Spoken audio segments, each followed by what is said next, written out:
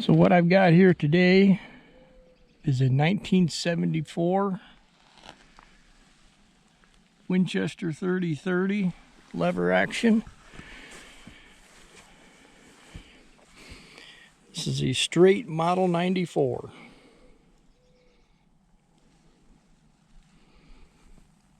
I was 3 years old when Grandpa bought this. This gun was a farm gun. Primarily, we used it for livestock when we were going to butcher. And I got to shoot this gun a lot at point blank range. I never really hunted with it. I did take a rabbit with it once. A little bit of overkill, but I wanted to see if I could do it. That was when I was a teenager, and I haven't really fired it since it was given to me, which was way back in the early 2000s. My grandpa loaned it to his neighbor in Kansas, and he used it deer hunting, and it must have worked because he wanted to keep it. And I asked Grandpa to get it back, so he did, because he said it was still his gun. He loaned it to the guy. He didn't give it to him or sell it to him. But this gun was stored in a gun case in a closet for years. And when I went to pull this out of the gun case, there's no rust on anything else. It's all right here on the side plates. And it was big chunks of stuff. Like up here, you can see where the bigger chunks were. And I'd taken some navel jelly and dissolved that rust, but there's some clear deep down in the plate that just won't go away. I've thought about it having it professionally reblued and having the action slicked up a little bit. But for all intents and purposes, this gun is still like brand new inside. I will bet you it probably doesn't even have 200 rounds through it. So along with that gun, I got a box of ammo. What was left of the box of ammo. And it's less than $10 a box. This is, I remember this design. This was like in the 80s, if I remember right. So that I picked up some of these when I got the gun, and this would have been in the early 2000s, and this was $17.99. And these are just to shoot it. These are 170 grain core locked, and these are 170 grain silver tip. Let's take a look at them. So these are the silver tip. I'm not even sure what that is. It's probably lead, I would assume. I don't know. I'll have to look that up. And these are the core locked, and that for sure is lead. I don't know how this thing shoots. I don't know what yardage it's sighted for. I've got 2 targets down there at 50. I'm going to burn up the rest of these. Probably should keep these. This is going to be a collector's item someday, I bet. I'll fire 3 down there. We'll see how it behaves. And then this here, these things, they're common. I think these are around 25 a box now. But we'll get set up. I'll get her loaded up and we'll see how she acts. One thing I always remember as a kid was getting my finger stuck in that loading gate.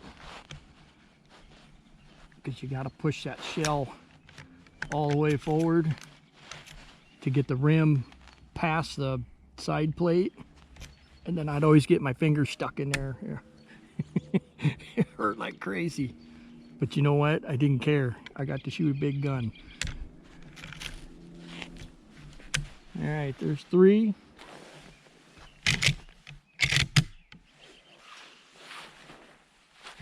Feeds flawlessly. That post is covering 50% of the target. All I can do is lower this right below the orange circle.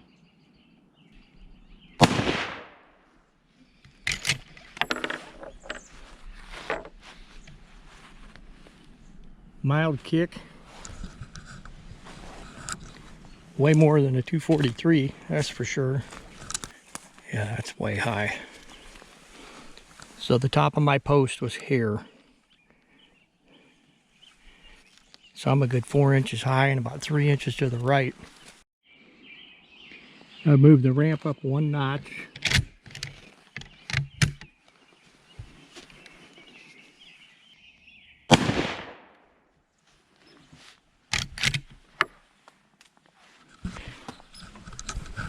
I do plan to reload for this someday. Okay, I just hit that 6-inch plate there. That's at 25, and it's still 3 inches high and about 2 inches to the right at 25. Just about out of adjustment on this thing. And I can't really put a scope on this because it's top ejection. I don't want to anyways. This is a trapper cowboy version style, kind of. That's what it reminds me of anyway. That's about all I'm going to get to do with it in Iowa. They should legalize the 30-30 for deer though. It doesn't make any sense to me.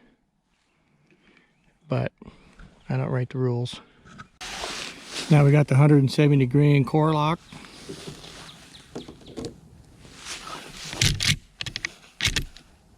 Wow, I don't like that. That's no good. What's going on?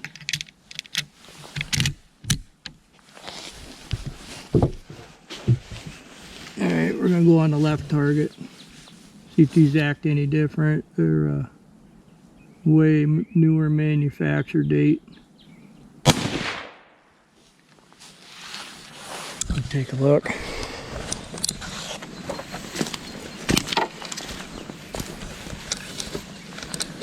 It's got an okay trigger in it. It's not horrible.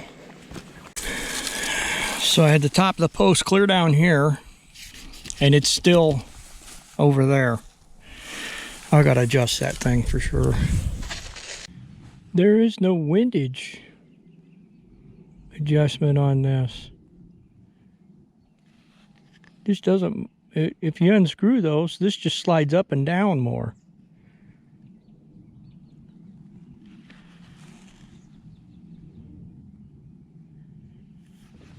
Well, what the hell? Who builds a gun like that?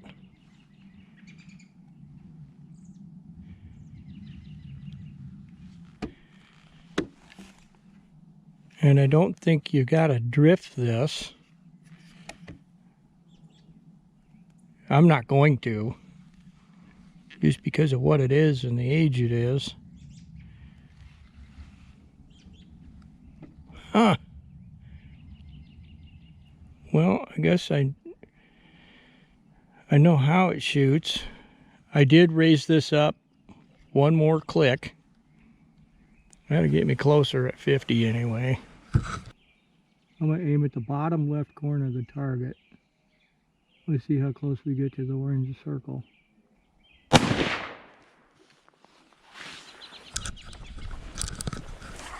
This is wild. Maybe there's a reason we always shot it at point blank range. Okay, here we go.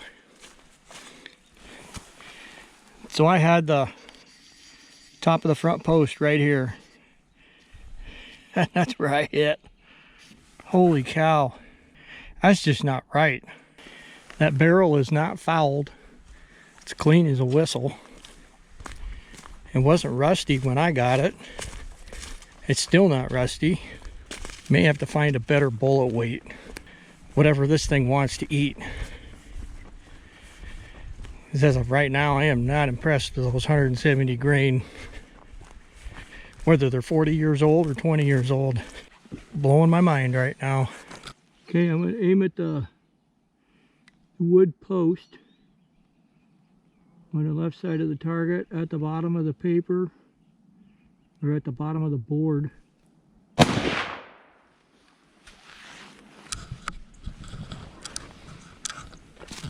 I remember the very first time I shot that gun. The guy had a steer in a stock trailer at the farm. He wanted butchered. Dad was standing there, and Grandpa was there, and that guy was there, and I saw the gun, and Dad's like, "Hey, you want to shoot that?" I'm like, "Yeah." About 10 years old, and I poked that barrel in between the bars, and that steer looked at me, and I shot, and that trailer bounced so bad when that steer dropped, it about launched me and the rifle off the trailer. It was quite an experience, but I tell you what, I loved that gun ever since that day. So I was aiming down here with the post and hit right here, which is about consistent with everything else. That's nuts. Anyway, I'm going to start seeing if I can whack these plates at 50, just to see if I can. That's bananas. Okay, so I was not even on the plate and off to the left of it, and I drilled that plate dead center. Let's see the other 6-inch. Oh, I'm used to the fun guns, you know, where you just keep pulling the trigger. This is one of those you have to keep reloading it every time. Something I'm definitely not used to. Drilled that one. That is a little higher and to the right. Reload. 1, 2, 3, 4, 5. See if we can get 6 in there. 6, 7.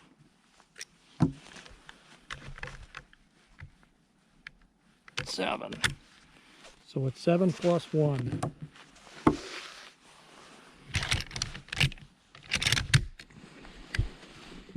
Alright, I'll go for that other plate again. Hit it. Wouldn't make a very good cowboy gun. That shell just hit me in the bill of my hat.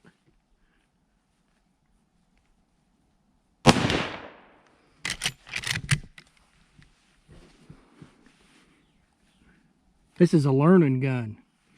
Once you learn where it's going to impact, then you can shoot it and hit stuff. Gonna learn me a lesson today.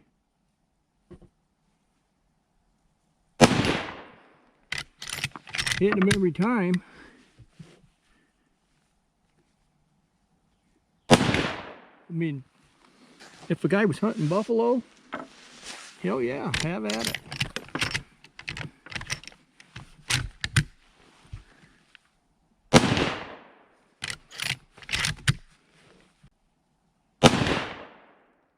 Wow, right on the right edge of that one. I want to take a poke at those 80s, but I know better. I don't think that's going to happen. You know what?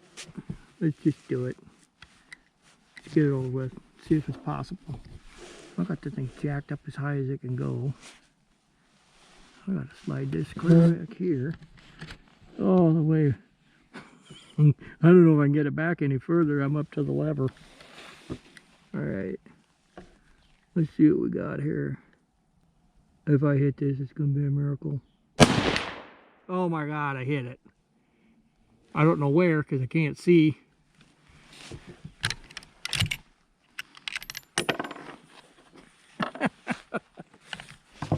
One, two, three, four, five, six, seven, 8. I got 8 left.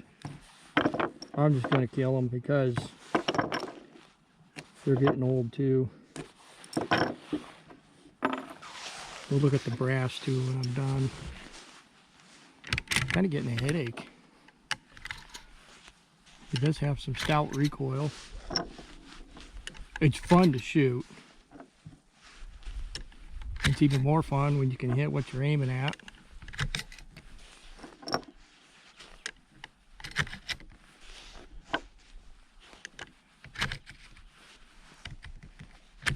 That's 7. One extra one there. I got casings all over me on the table.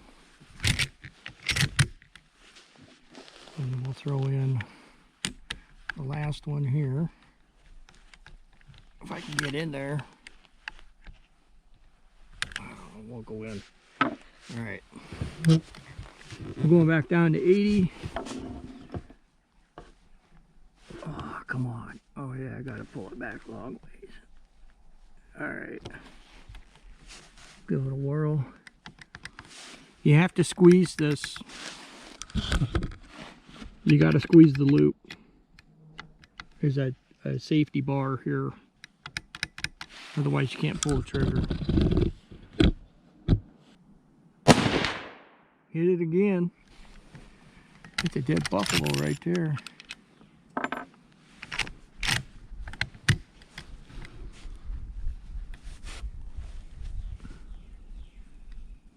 $80, same plate. Hit it or nicked it. It didn't really, it swung, but not very much that time. We'll do one more at the 80. And then I think I only got a couple left. I can't even, the mirage off the barrel, I can't even see the stupid plate. There it is. Hit it.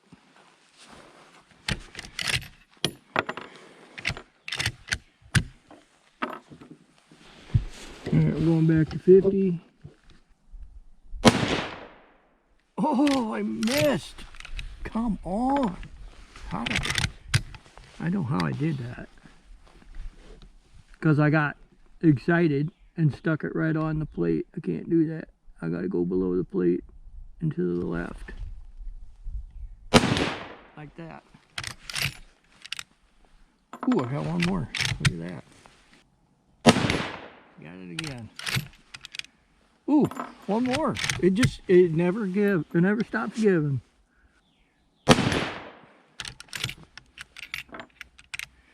All right. It is fun to shoot. It's handy. It's short. It'd be an awesome tree stand gun. Oh, look at this. We got one more. We're gonna throw her in the pipe here. We're gonna go down to that one again. There. All right. Now I have no ammo for this. Well, I got the 3 silver tips I'm keeping a hold of. Let's look at this brass.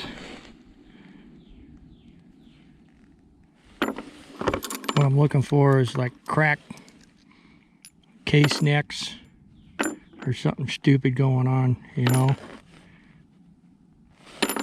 Make sure it is reloadable.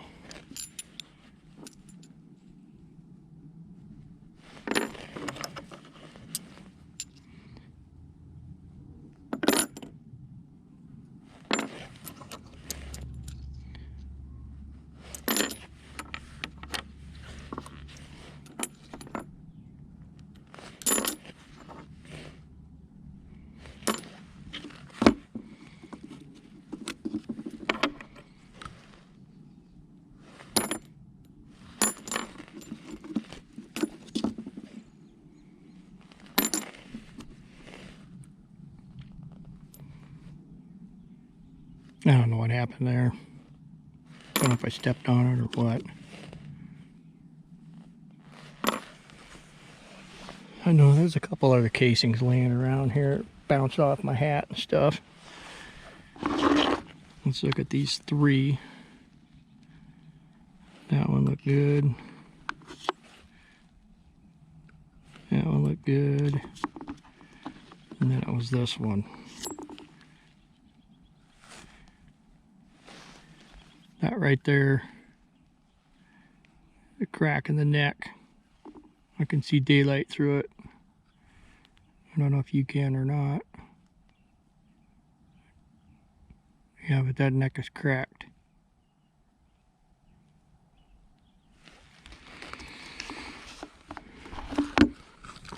Let's go look at those plates and we'll call it good. There's that one at 25. Should have brought my can of paint with me, but I didn't. It's alright, I got time. So here's these. These are at 50. So I was aiming at the top of the post about right here. Same with this one. Top of the post is about right here. About there.